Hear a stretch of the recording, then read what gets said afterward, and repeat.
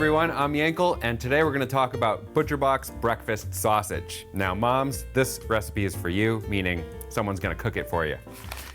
ButcherBox breakfast sausage is a free-form sausage, and that means not in a casing. And we really let the pork speak for itself because this pork is incredible. So we just do salt, pepper, and a little bit of fresh sage. That's all there is to it. I'm going to show you how to do a one-pan cornbread in a skillet with our breakfast sausage. Let's get cooking. First thing we're gonna do is sear off our breakfast sausage. So I've got a little grass-fed ghee going into my hot cast iron pan.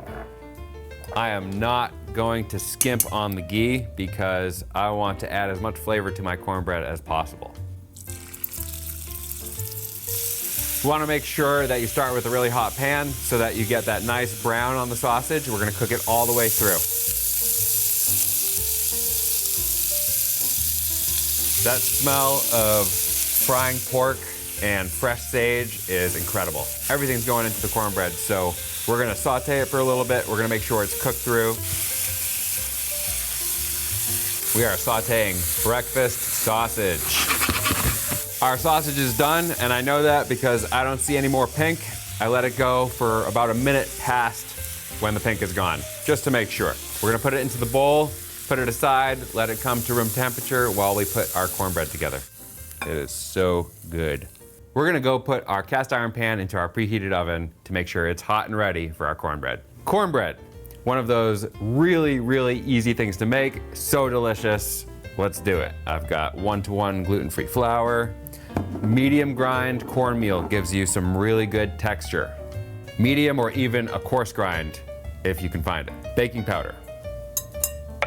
Salt, brown sugar. Time to add our liquid. Eggs, right in the middle. Milk. 7 tablespoons of melted butter. Melted butter just makes it really easy to add, and I'm gonna reserve a little bit of butter for my skillet. Just dump it all in there. Whisk to combine. So I'm gonna pull my skillet out of the oven. I'm gonna add the butter. And I just use a paper towel to make sure I hit all the edges. And we're gonna add our mix. Little shake and a little pat just to settle it. Into the oven for 20 to 25 minutes.